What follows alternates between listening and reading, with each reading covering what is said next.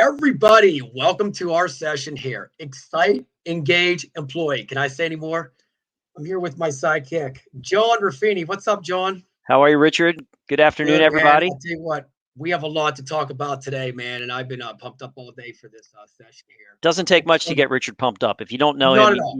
you'll know that he this is not caffeine. This is not any performance enhancing drugs. This is just Richard as Richard is, high This energy. is this is me on life. But I just want to tell everybody out there, shout out to everybody that spoke so far the last 2 days. Congratulations, man. You guys did a great job. I've been watching it all the last 2 days. So good stuff, John. So let's Outstanding. just jump into what we have to say in excite, engage, employ. We're just going to start with the excite part. And all I have to say is it's all about the tone. Am I right, John? It's all about your voice tone right off the bat from the phone call to get somebody excited.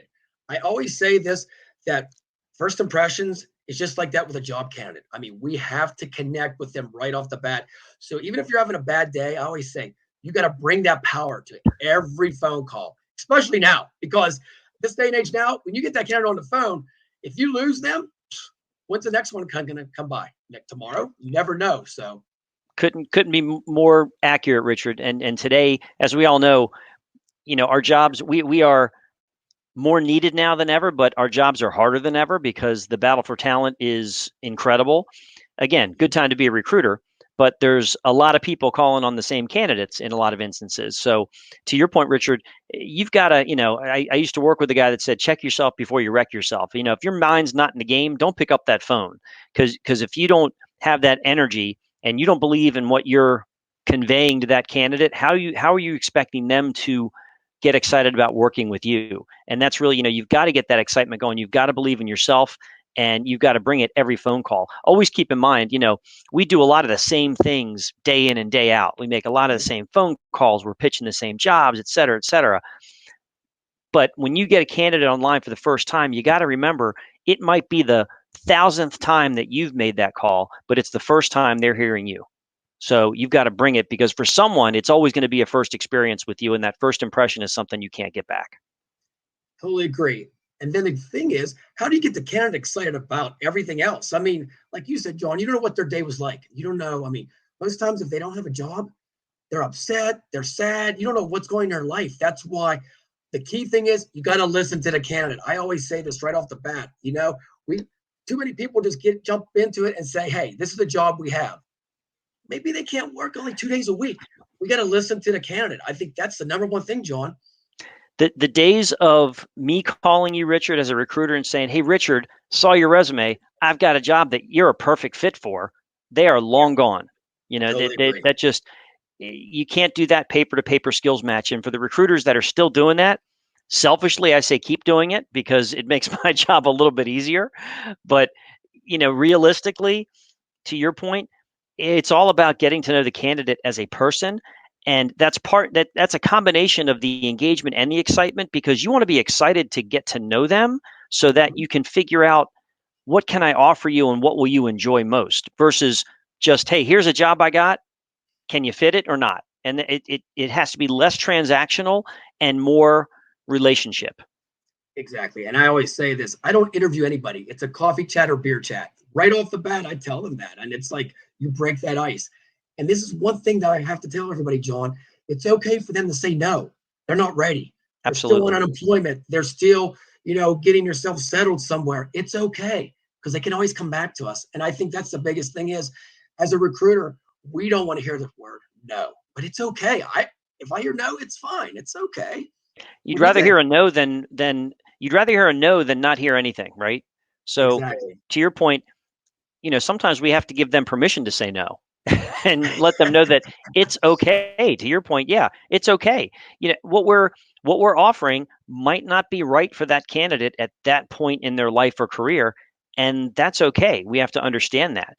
And that comes by understanding who that person is and where they are in life right now and why it's not right at the moment. So they can come back. We can keep it's on us. We've got to keep that Mm-hmm. communication going, but we might not place them today. Think about how many people do you call?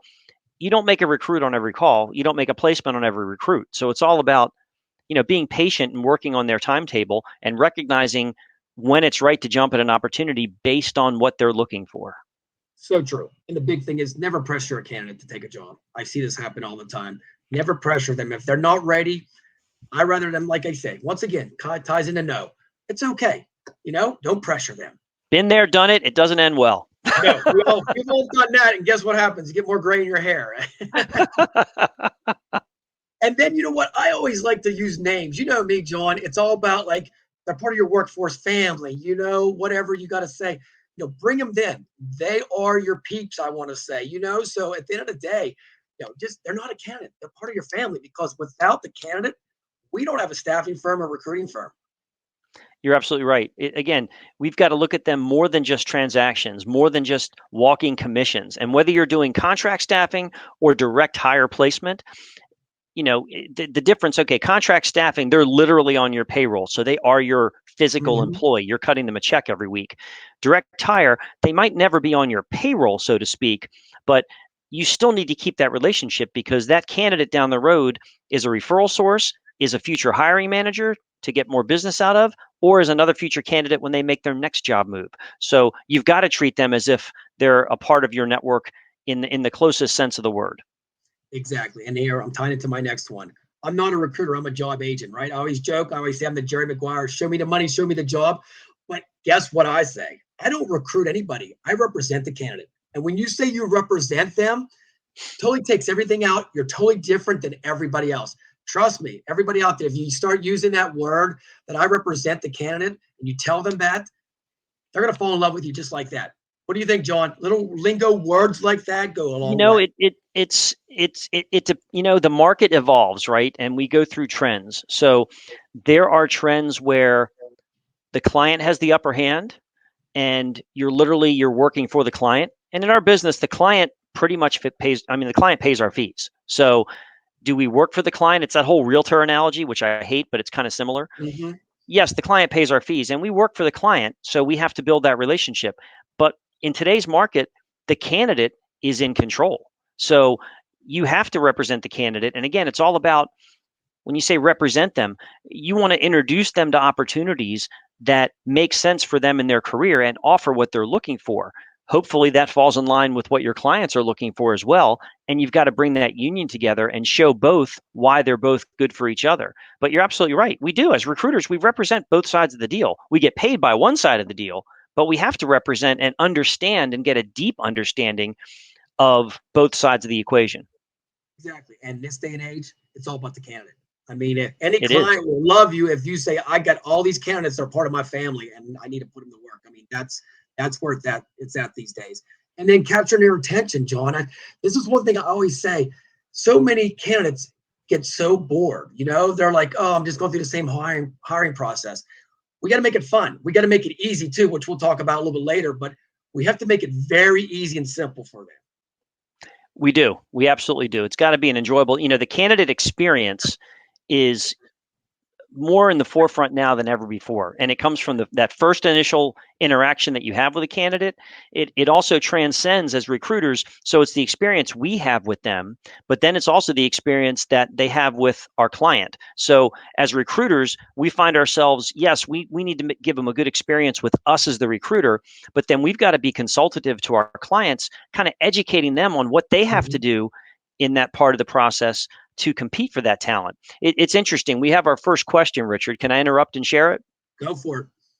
So, Matthew, thanks for the question. Matthew asked in that line of thought, I guess what we were thinking of as far as representing the candidate, representing the client. How do you approach your client and let them know that they are the silver medalist to the gold medalist candidate? And I'm assuming, what do you do when you have a client that wants an A talent, but really they're only going to get what we consider B talent? Or maybe they're not going to get their top choice, but they're going to get their second choice. Matthew, if you can type a yes or no, is that what we're trying to talk about? And I just want to make sure I clarify what you're looking for there. And I think, Joe, real quick about that is we have to educate the client and tell them that there's potential. Everybody has potential in anything you do in life. And I think that's what we have to educate the client. Well, and it's our job to be consultative. The short, no silver bullet thing. Both scenarios happen. You're absolutely right. So, Matthew, I think it's important that we have transparent communication, and the clients that appreciate that will be the clients that really want to work with you and value your services as a recruiter. Mhm. As recruiters, we have the opportunity to be more than just a candidate source. The best clients that we work with partner with us not just for industry knowledge, industry trends. We're in the market every day, so we have an opportunity to provide them real life data as far as, hey, here's what's going on, here's what the market's paying, here's how you can position yourself better, here's why you might not be able to get the type of person you're looking for now, but oh, by the way, do you really need that type of person? When you take a job order, don't be an order taker, don't be a yes person. Take the opportunity to question why certain skills are required and why they're not. What is the job? Do they really need that, or can they learn it? So it's a way to educate your clients. They might think they need one type of person. After the conversation with the recruiter, they might realize that they've opened up a larger candidate pool because they didn't realize what they could teach and train and get into the job. So hopefully that provides some insight to your question, Matthew. Exactly, John. I'm going to elaborate on that. It's about that Yeah, client relationship too. You have to build trust with them. You just roll in and say this. You got to talk to it and put strategy. Put it down in paper and send it to them why your thoughts is the way. And I think it works out that way. You just can't go in and say, I think this candidate's the best one. You have to put down why. And I always say that you have to back your stuff with statements.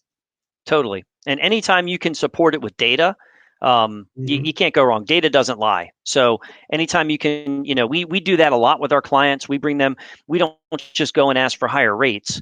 We bring them real life examples and data as to, hey, here's what we've learned in the marketplace, and here's what your competitors are paying, and this is where we got this information. So we need to be competitive, or we're losing out on talent because our rates are not competitive. If you just go and ask for more money without explaining the why, to your point, Richard, then it's not as Right. impactful as if you bring hardcore data from the market explaining, hey, don't take my word for it. This is what the numbers say.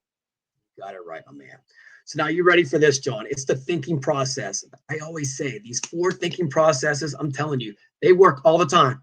Here we go with the first one. Struggles equal strategy. So during COVID and everything else going on now, you have struggles, sit back, act like you're Tom Brady or whoever you are, and put a strategy together. It works every time with candidates and clients, just like we talked about now.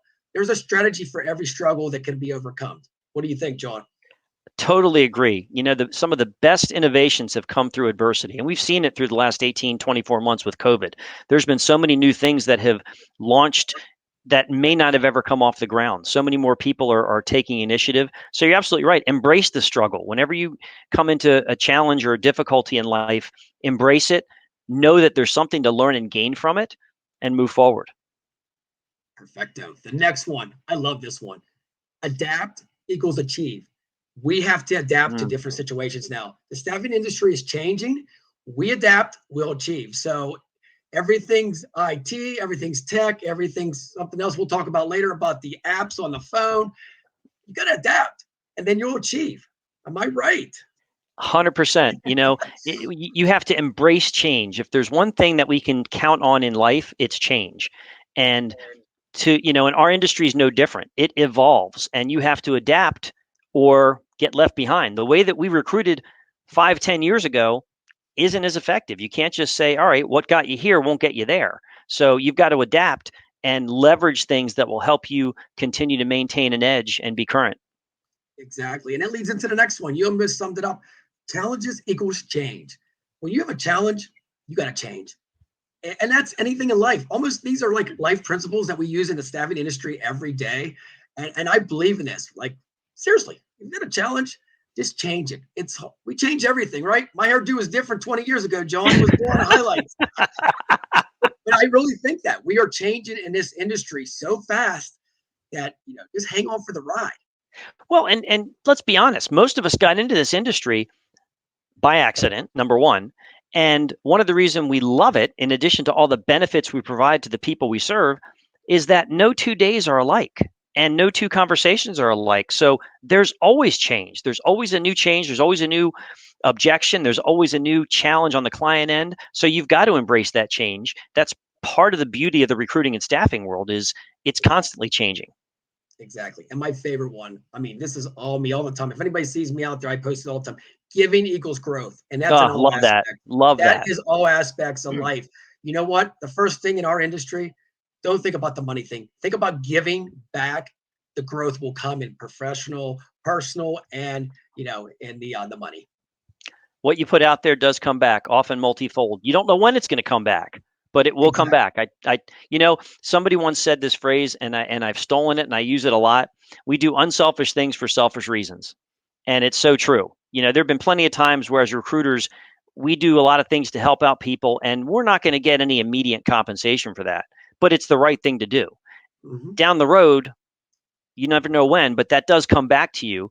And you're like, oh, wow, okay, good karma. I put stuff out there, it comes back. If you put bad stuff out there, news flash, that's going to come back too. So think about it before you Exactly. do Just it. give. And it's in all ways. Anything. I mean, anything little that you have to do in life, just give. The growth will come. Trust me, in all aspects. I love it. Well, and that gets back to Richard. You're really big on immersing yourself in the community that you recruit in. And you give so much back to the communities. Again, those things you do it willingly, and it's the type of giving back and paying it forward, and that also builds currency for you in those marketplaces, because not only are you seen as someone who can deliver talent, but you're also seen as someone who is actively involved in the community that your businesses work in. And I think that's also something that with COVID people pulled back a little bit. But Hmm. now that we're, somewhat, I don't want to say coming out of it, because it's still out there. You got to be safe and you got to be smart. But that visibility and giving back, there are many ways to do it. I think you're great at it in the sense that you're very visible both online but also physically in the community. Well, thank you, John. It's a lifestyle. I really say this to everybody out there. If you're in the staffing industry, it's our lifestyle. I mean, 24/7, we're a people person business. So That's it is very what it is. true. Hey, thank you for that call, man. I appreciate it. All right, now it's the fun part. You ready for this?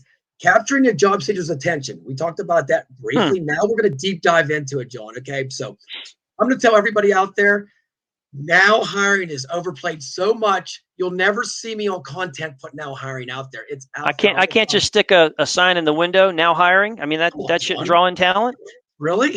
I'm And joking. you know what's funny is I ask job seekers, every job seeker, so I'm on the streets all the time. I ask them, and I said, why do you attract the different things I have or a different staffing firm? They tell me. And now hiring with all the job description on it, you'll see it over Facebook, no likes, just sits there. I mean, we got to be different. And I think the big thing is I want the job seeker to be wanted. That's it. We want the job seeker to come in and be engaged. And it's simple rule. We're going to talk about this a little later. It's like a trailer on Netflix, John. When I put a caption of a video, I think I'm watching a movie. And why should I engage in that 15 to 20 seconds? That's how we have to have that mindset. Got to sell the dream. You've always been big on this about talking about job postings. Too many of them still read like job descriptions, Oh, and they don't even get looked at. People don't finish read. You got to sell the dream. Don't tell me what's required. If I'm applying to the job, hopefully I kind of know what's required. You've got to tell me, why should I do what I'm going to do at your company versus somewhere else. It's got to be that engagement. It's got to be that storytelling, if you will. Huge difference. Again, that's one of the evolutions in our business. It's all about selling the dream and figuring out, does that dream solve a situation for your candidate. We've got to be storytellers. we have to. And video is the wave of the future. Is if anybody says no, it is the wave of the future. Video content is amazing, and I think you don't even have to put jobs out there. If it's hiring madness or if it's like a basketball or football, just put something out there. Next week I'll be putting Groundhog Day out there.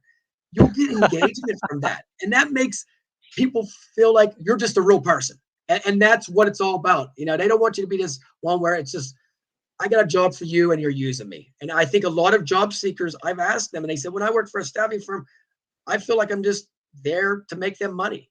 And I have to Mm, explain to them that no, we're there to benefit you to get you hired on full time. correct. There's that authenticity, and to those candidates, and every time you post something, you get a candidate comes back and says, "Yeah, recruiter ghosted me, recruiter never called me back, etc."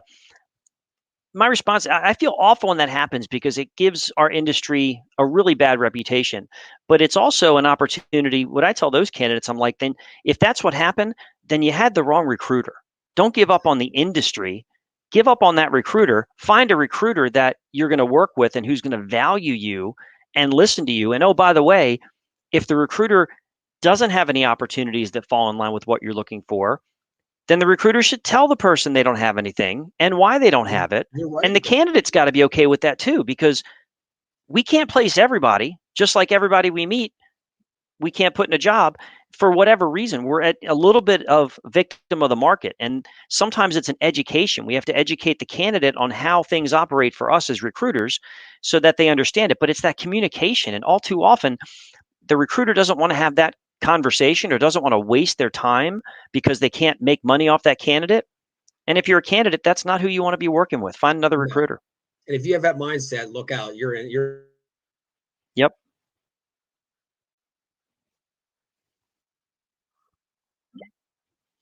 the hiring area, but you have it where they want get hired. Now it's like you're talking to them. And I think that's the big thing. We have to be almost like we're up on a podium. And why should they engage with us? And I think this day and age, that's the biggest thing that I see that we have to step up on is our post. They have to be very engaging. And that's, and I really mean that. I mean, take pictures of your candidates, and we'll talk about that a little later. Make some fun things. Have Superman flying in the air and say, get hired. I mean, you got to make it fun. And when you make it fun, people's going to come. It's all about, can you, how creative can you be? And how can you be different? You've got to differentiate yourself. Ultimately, the success you have and the service you deliver and the level at which you deliver it, that's going to be what the candidate or client embraces and likes. And they're going to adapt to you, the recruiter. So be your authentic self. Again, things you're talking about, if that is your nature, then by all means do it. Just be yourself. And we're at a point now where, gosh, you look at the social media, even, LinkedIn, which is a traditional professional business networking site. There are some things that are out there now that are much more casual than there would have been even 3 years ago. And it's okay. People are just being their authentic self. And it's a challenge. And you're right. You need to not just put text out there. You got to put pictures. You got to put video. You got to mix it up. Have a little fun with it, because candidates, you'll attract a different type of candidate by doing that. Exactly. And the one thing I want to say is positive mindset. In all your postings, throw that positive mindset, and don't be scared to keep throwing it out there. The content. I always say this, John, and I really want to sum this up. It doesn't matter how many likes you have. If you get 3,000 likes on a Facebook page or a LinkedIn post and you get these followers, there's one thing: engagement. Gary Vaynerchuk says it up: engage. If I have 2 likes and both of them are engaging with me, I'm way ahead of somebody who has 3,000 likes and no engagement. When you put content out anywhere on any media platform, do it because you want to share that content. Don't do it because you're looking for people to like it and share it. You do it because you have something to share, and don't get caught up in how popular your posts are. Just be your authentic self. Exactly. The authentic passion will come through, and you'll get the following that you want because they will embrace you. But to your point, yeah, it's not about the quantity necessarily, it's the quality. Exactly. And post on all social media sites. We're going to jump into this right now is TikTok, Instagram, Facebook. I know so many recruiters just rely on LinkedIn. Use all platforms. These days, you can find candidates everywhere. I talk to Gen Zs all the time, and they're on TikTok. They're on Instagram. Make it fun. You can find candidates on there. You don't have Richard, I found candidates on Pinterest, for crying out loud. There you go. They are everywhere, and you've got to identify and kind of learn your candidate base to find out which platforms and which groups within those platforms that they frequent most, because it's not a one size fits all. No, and you put different posts. What you might post on Instagram, you might not post on a LinkedIn. So you got to know when to put different content at different times. I'm a firm believer. Certain people say certain times. I think as long as you get the content out there and you're getting a message across, anytime's good. Just post it. Get it out there. I agree. Get it out there, because based on how all these algorithms operate, you might put something out there and someone's going to get it 3 days from now. They're not necessarily going to get it. If I post it at 5:00 in the evening Eastern time, it doesn't mean that they're going to see it right then and there. You don't know when it's going to get out there. And like you, I've attended these webinars. I've studied to see, all right, what time do I post on this platform? What time do I post on that platform? At the end of the day, I've tried and experimented. Sometimes there's an advantage, but in general, to your point, If you got something to put out there, just put it out there. Put it out there, but use it the strategic way. Hashtags, something we need to talk about. I don't think enough recruiters and staffing firms use the hashtags the right way. You got to deep penetrate into the hashtags. If you're going to certain areas, hashtag that. I mean, if it's a video and you're having fun, you don't have to put jobs and careers and staffing all the time. Put fun, motivational. Put that hashtag at that. So you're getting a different population, John. See what I mean? So if you put a video of basketball and you hashtag basketball, you're getting basketball fans that'll look at that and resonate your logo. Always keep your logo somewhere on the picture.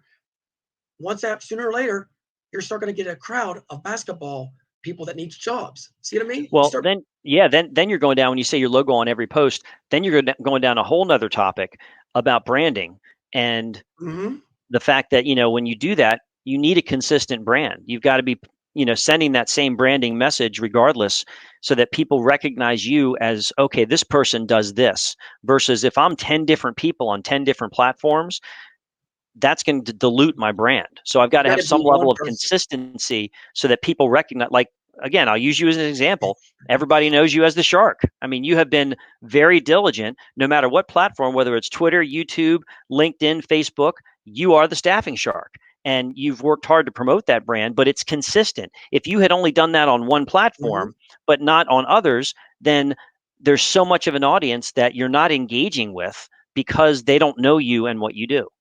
And that's one thing we'll just tie as we're jumping around a little bit, but that's okay, is that you have to have yourself a tagline. Make yourself different.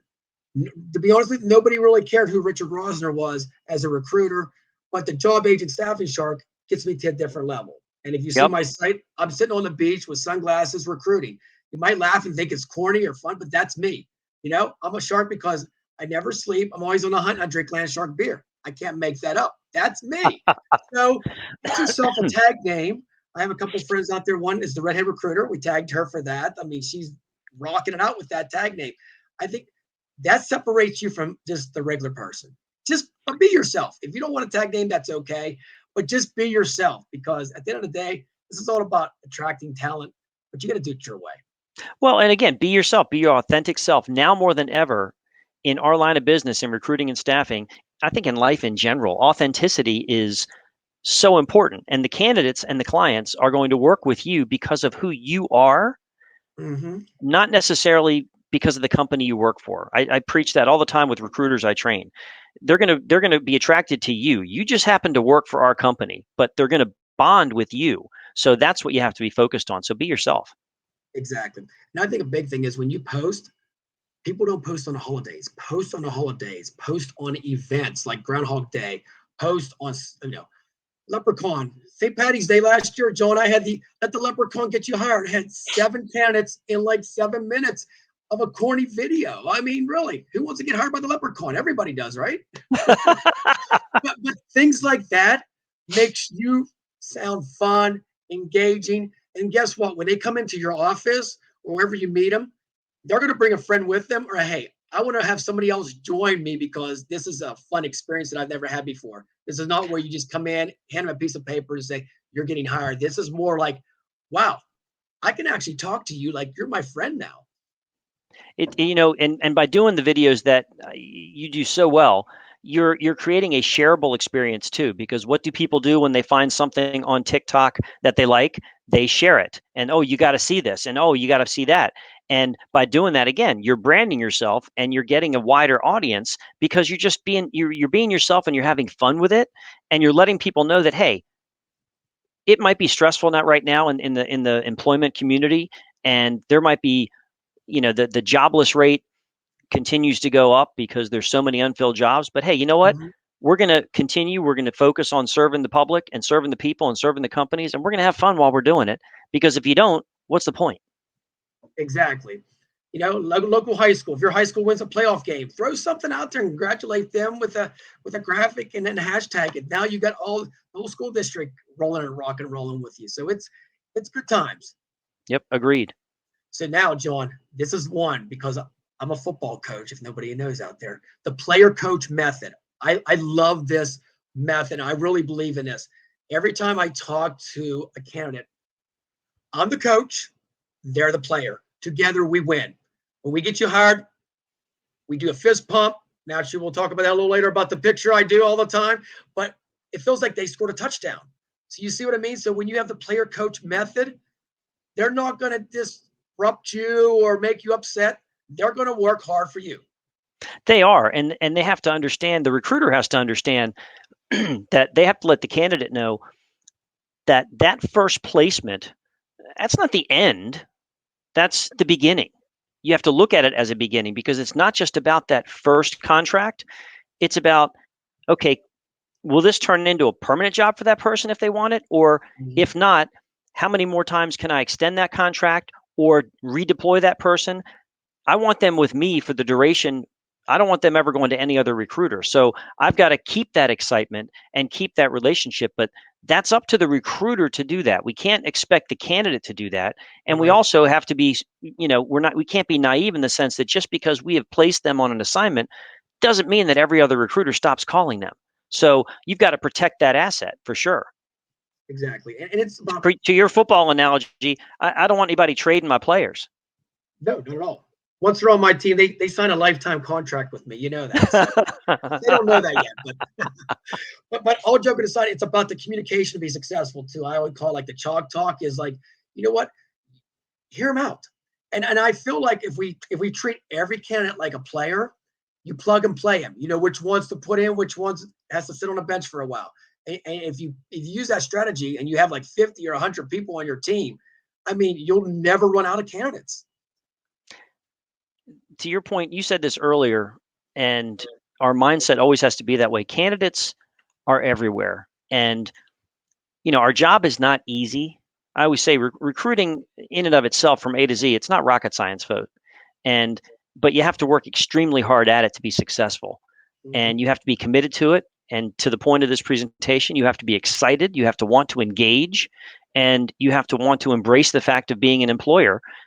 If you have contract employees on your payroll, but you've got to embrace that and you've got to move forward with it. And people have to know that you're in it for the long haul. Exactly. And I think one of the big things, John, is you got to prep the candidate, for hiring. I mean, I actually go before you're gonna laugh at this, but I have videos out there where some of the candidates, I go and I prep them in the parking lot before they go in and go for the interview. You have to. Oh my gosh. You send a candidate. It's like, yes. You send a candidate in cold to an interview, shame on you. No. But that also comes as a recruiter. You better understand and know the person that they're going to interview with, and you better help them learn about that company and be ready for certain questions that are, role play those questions with them. That's an area of the process that the recruiter can make a huge impact on a candidate and really set themselves apart from other recruiters. Because if you go in there and you prepare them, those prep calls, they're not quick onesie-twosie calls. That's a session. That's really consultative. That's role-playing an interview with them. That's seeing where they're strong and where they're weak to position them better in the face of that client to help them maximize their chances for getting the job. Yeah, if all you're doing is saying, here's the person's name, here's the phone number, or here's the address, call me when you're done, shame on you, because that candidate's going in cold.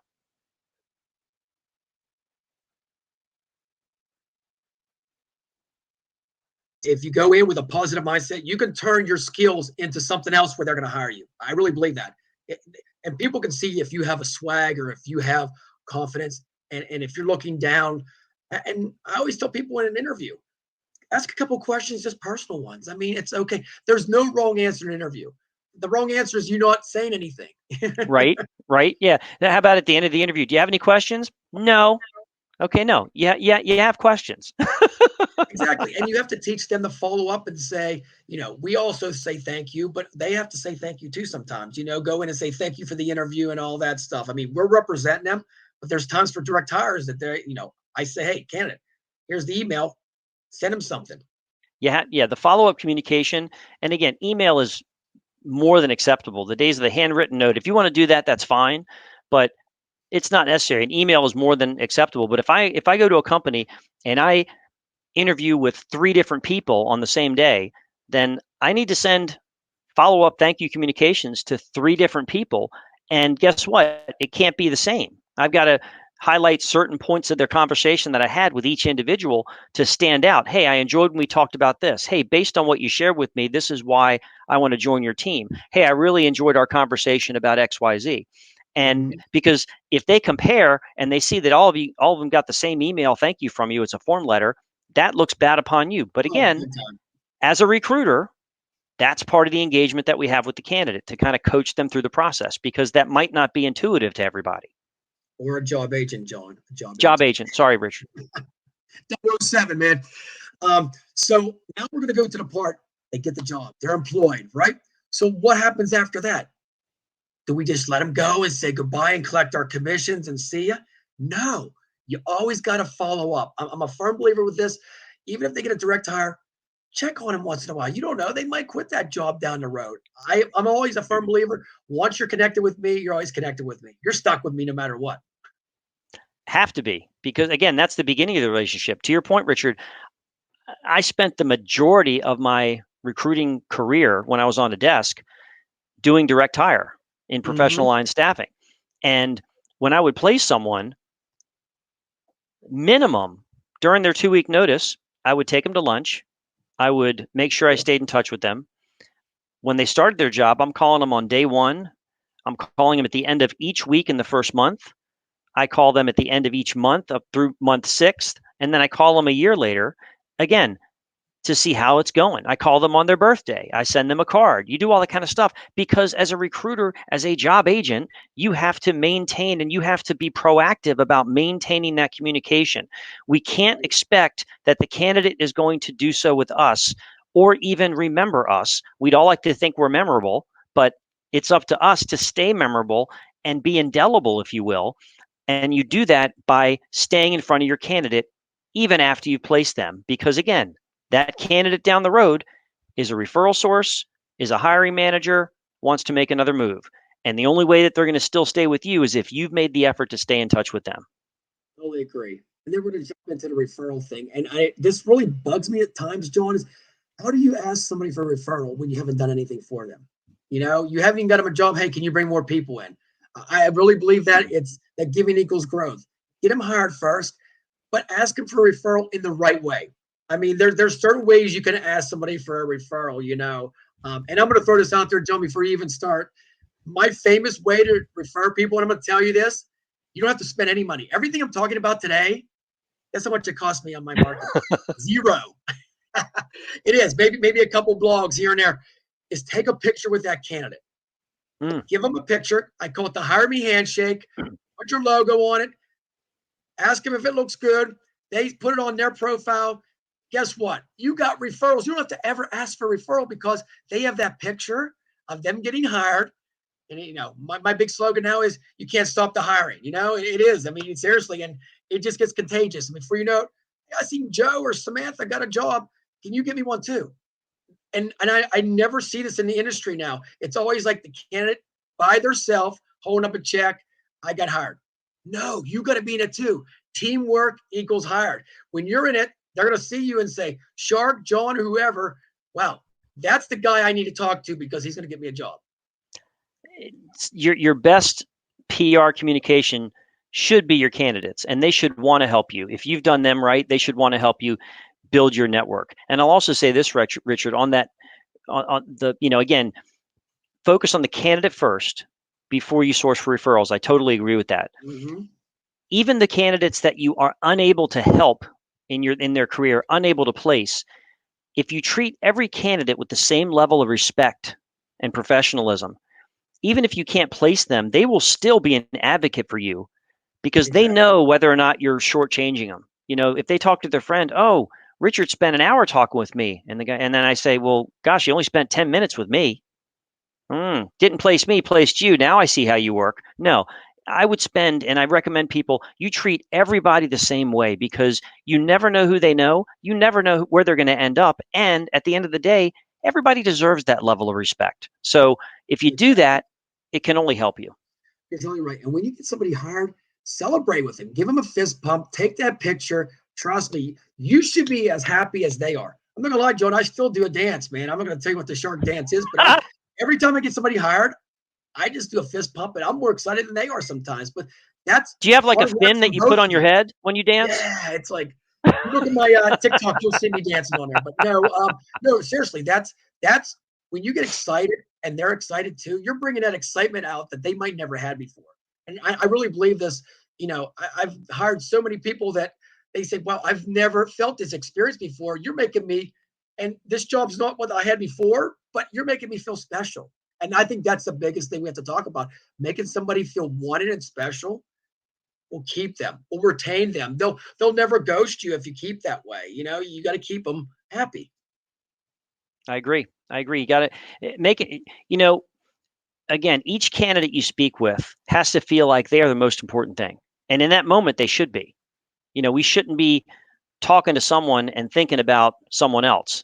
Be in the moment, be an active listener, pay attention to what your candidates are telling you. Because if we do our job right as recruiters and job agents and staffers, your candidates will tell you everything you need to know Well, about everything. virtually everything in the market. Maybe too So, much stuff, but they'll tell you you everything. know, but that's where the relationships come from. Exactly. And hold them accountable too. For mine in light industrial, once a week they check in with me. They have to check in by Thursday. It's almost like a football coach. There it is. They're checking in before they go to bed. But you know what? That if they need a day off, if they're going through some troubled times, they'll let me know instead of just not showing up for work. And I think Right.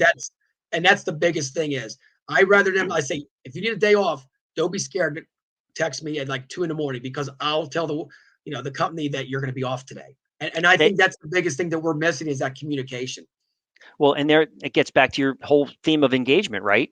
And they've Mhm. got to trust you enough. You've given them that freedom to be vulnerable, and it's okay if you get sick. It's okay if you can't show up for work. Just let me know. I don't want to get a call from the company saying you didn't come into work today. You've got to let me know so that I can help preserve your opportunity and work with you. It's that whole, partnership, player coach type of thing. Absolutely. And hopefully, and I assume that you do this very well, hopefully you've set that expectation from the get go as far as, hey, here's how we can work together and help each other out. And here's what I expect of you.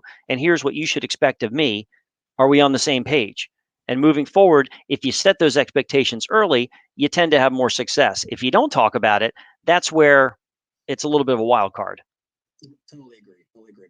And one thing that I always say is before they go to the interview with you or whatever, the first initiation, you got to text them in the morning and say, or call them and say, hey, can't wait to see you at 10 o'clock. I think a lot of times we set the appointment up on Monday. We don't talk to them until Thursday. They never show. They ghost.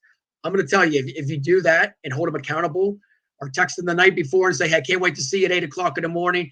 I'm really excited about helping you out. Put that excitement in there. Put them little keywords. I'm excited. They text you right back. Boom, boom. Hey, I can't wait to meet you too. There it is.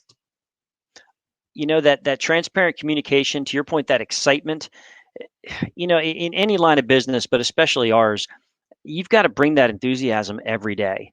And Mm-hmm. everybody's got to feel it from you. They've got to know that, wow, you know what, whenever I talk to so and so, they've always got the high energy. They're always positive. They're not focusing on the negative. They're finding, the silver lining in everything. Through adversity comes, I'm forgetting your phrases already, but through adversity will come something good.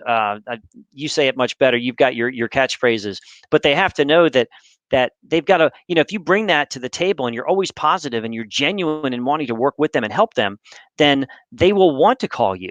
And you'll be the person that, oh, I had a bad day at work. Who do I talk to? Well, let me call Richard and just vent because Richard will listen to me.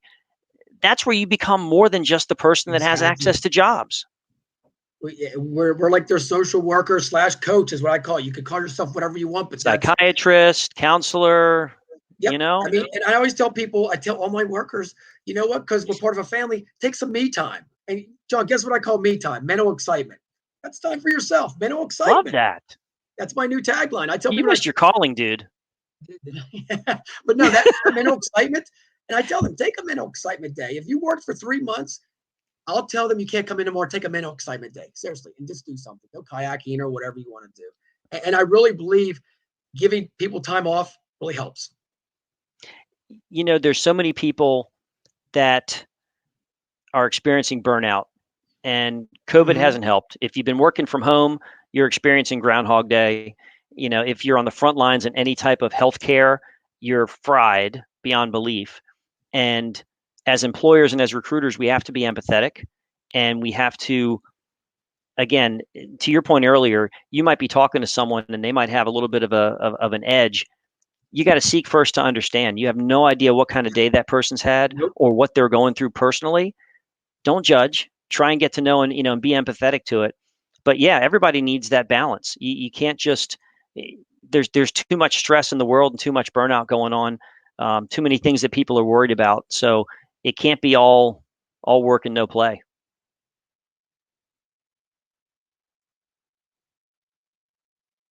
Money, all that stuff. What I found out works, you want to tap into their family, right? So one thing, why give referral money out? What's referral money do? They just spend it. Why not buy them Netflix, Hulu for the year, or get them groceries where they can get on an app and order like $200 worth of groceries? Do that to Love maybe that. 10 people a month. Guess what? Next time they watch Netflix, it's only $17. They're going to turn every station on with their kids, everything. They're going to think of the Staffing Shark. Wow, you bought this for a whole year with me. I think that's part of the creativity that you have to have as a recruiter. What can I do that might be different? And you're right, Mm-hmm. money's great, but what do they need? What could they use? What's important to them? Finding those, giving them options. Hey, for your referral bonus, you got a choice. You can do this, this, or this. Which would you like? So it's not a one size fits all. I love that creativity, thinking outside the box. And you have to be creative about everything. You're going to laugh at this. I'm going to show everybody out there. This is, I don't know if you can see it or not. It's toilet paper. And it says wipe away COVID with the Staffing Shark. 3,000 rolls I gave away. And major hits on that. So just look at that. Just being creative like that cost me pretty much peanuts to get people in the door. So all I can say is you got to be on the streets.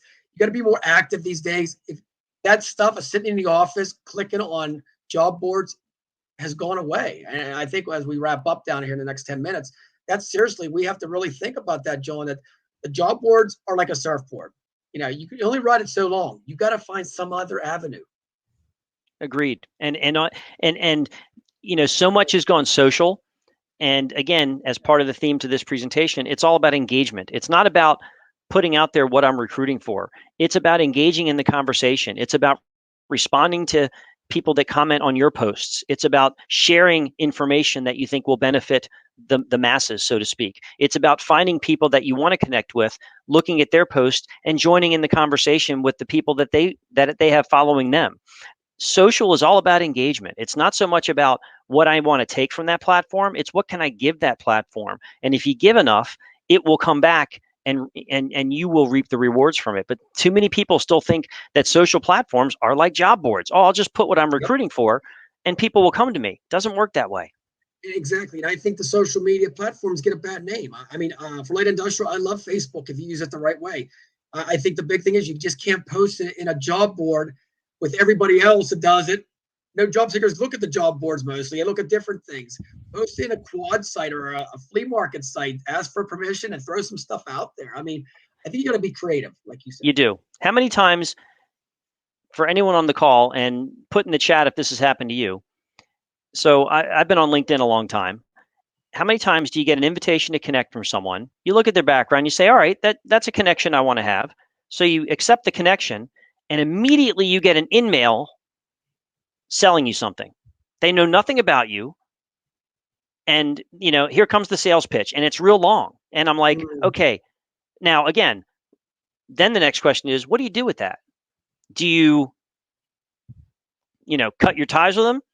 Yep. I'm kind of anal retentive. I usually reply to them and I express, hey, why don't you get to know me first to figure out if your solution is even worthwhile to what we do? Or I'll ask them how much, you're selling me something.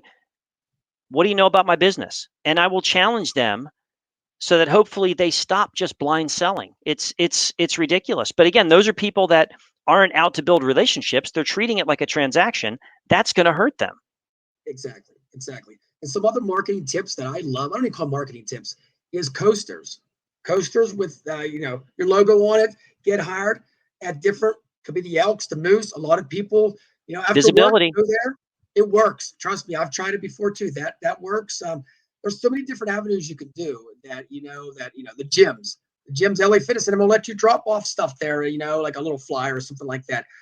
be creative and just don't use ourselves as an employment center. We're more than that. We're just here to help everybody find employment this year and every year beyond.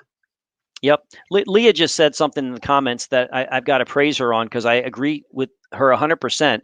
She said, earn the right to ask. And I've always had that Yes. philosophy, with candidates as a recruiter. I've always approached it is I have to earn the right to present opportunities to that candidate, because if I don't understand that candidate first, then how can I possibly suggest a job for them to consider? So I totally agree with you, Leah. Thanks for saying that. And I see some other stuff. Tammy on there, said, "Why can't we just say hi before we sell ourselves?" Oh, thank you, Tammy. Thank What a you. concept. Can't we just be friends? Yeah, try getting to know the person first before you drop the sales pitch. Oh my gosh. Exactly. And you know what, John? That even entails into the text messages. I'm a firm believer. Yeah, I love using all the text apps, but there's times that sometimes you just got to do a personalized one and make it short and sweet instead of just saying we have a job for $9.95. We got to make it personalized, and I really think people can see through that if it's just a random text out. In today's day and age, if you are reaching out to a candidate that you've never had interaction with before and it's your first outreach, the more you can personalize that so that they know that it's them you're reaching out to and them alone, and they understand why you're reaching out to them specifically, the better your chances are for engaging and having a conversation. You can't just mass blast a message out there to 1,000 people and see what happens. It just doesn't work that way anymore. People come into that real quick. Exactly. And one thing I'm going to say about job descriptions is the key thing is, and I swear I love job descriptions. We got to make them simple these days, John. And I think that's part of the engagement, that we have to make it real simple. The first thing I put, text, engineer, my phone number. Boom. You know how many texts I get? It just says engineer, engineer, engineer. Now, guess what? They're texting me. Now I'm starting the conversation before I even get them on the phone. You know what I mean? Sink and hook. Just like that. And I really believe that. So many people put so many job descriptions about do you have good work ethic? You better, right? I mean, that's taking up the whole space, and nobody's going to read all that because we're all hypertension these days. So what do you think of the short?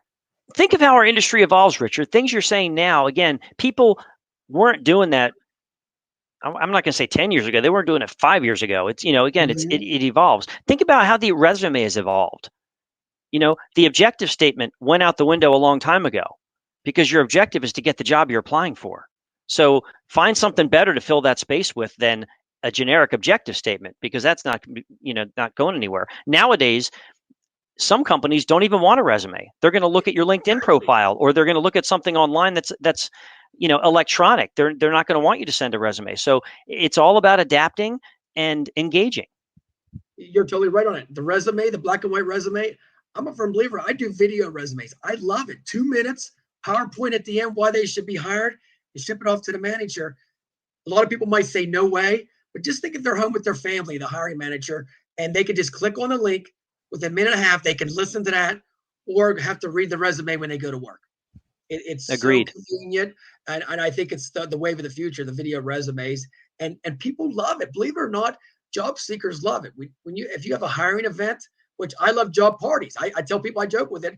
Instead of having a job fair, let's have a job party with music and Zoom. And I can teach you all how to do this. It's great and it's free. And people love this. Guess what? You get 10 job seekers on there. You have a job party. They get to know each other. Guess what? They share each other's information. Now they feel like it's a community. See, they all want to engage with it's a family. You're building a tribe and a family. That's what they always say, right? Well said. Well said. Yeah. I love it. Good stuff like that. It's simple things that you don't have to actually spend money on. I mean, the technology is so robust out there. I really think one thing, John, I want to wrap up with is the app. I think that everybody should have an app on their phone that they can do the online and onboarding on their phone, because 90% of the people that I talk to, they're doing their stuff on their phone. They're not even on a computer.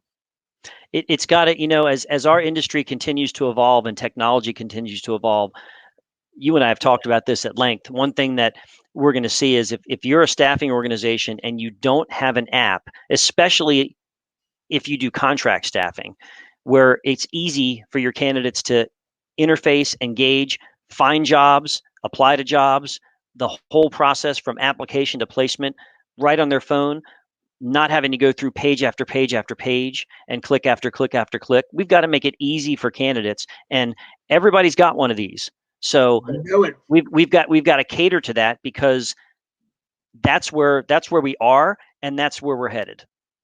Exactly. And we got to make it simple too. It's going to be user friendly. I mean, you're like blind, so we have to make it where people can see big fonts.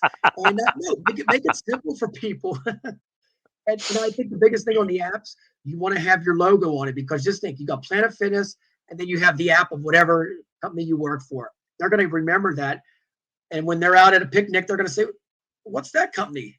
And boom, there you are. Then you got branding, and you also got probably referrals. And even if you don't develop your own app, I mean, so many apps that are servicing our industry, they're white labeled. They'll put your brand on it, so it is Mm-hmm. your app. It's just coming from someone who's already done the work for you, so you don't have to develop it from scratch. Yeah, I mean, there's so many different changing times. One thing I've seen, John, and I hope we got a couple more minutes, is this one app. It's actually the bot. The bot. Every time you go, the bot's there 24/7 asking questions. So 2 in the morning, if you're looking for a job, or if I'm up trying to write content, I'm thinking the same thing. Boom, the bot starts talking to me, and if I'm up, I can see that person. I can actually start chatting live if I want to. Is that amazing? Where it's 24/7 now, you could be a recruiter. It is amazing, and what's fun to me is finding all the parts of the business that can and should be automated, which will free us up to recruit and not do as much of the back office administrative stuff that nobody likes to do. It frees us up to actually meet candidates and meet clients and forge those relationships. And a lot of the follow-up communication that can be automated. It's never going to take the place. You and I are both firm believers. Ours is a relationship business. You're never going to take the place of a recruiter, but you can automate parts of the recruiting process that will free you up to do the more personal personal aspects of the job. It's all about the high C. That's a human connection, man. That's what it's all about. High C recruiting, I call it. There you go. There you go. Seriously. And one other thing, John, I want to tell everybody out there, the weekends, I have to say this. The weekends are probably one of the best times to recruit, from 10 o'clock to noon on Saturday. I recommend everybody recruiting that way, because guess what? Everybody's home. Usually on Saturday, you're having fun. You're off. People that actually are looking for a job that work during the week, they're open. Give it a shot sometimes. I'm not asking you to do it every weekend, but give it a shot. And out of 10 calls, I bet you get 8 people on the phone.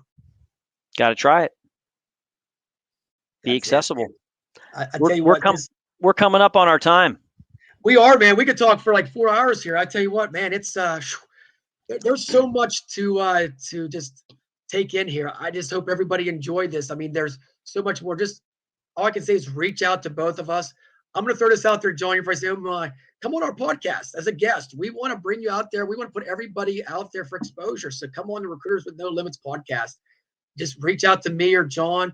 I'm always here for a staffing chat. I call it brainstorming with the shark. Let's have a chat for 20 minutes, 30 minutes. I'll electrify you. You're probably like, holy cow. But we'll just have fun with it, because I think this whole industry is about connecting each other. And Richard and I both are here to be advocates and to serve those of us that are in this industry, because we are passionate about it and we believe in it. And anything we can do to help people be better at what they do, that's our mission, man. Remember, you guys are our family. There's no competition in the industry. We're all here to share knowledge and the candidates and everything like that, in my eyes. Thanks so much for everybody who tuned in. We appreciate it. Thank you so much. Take care.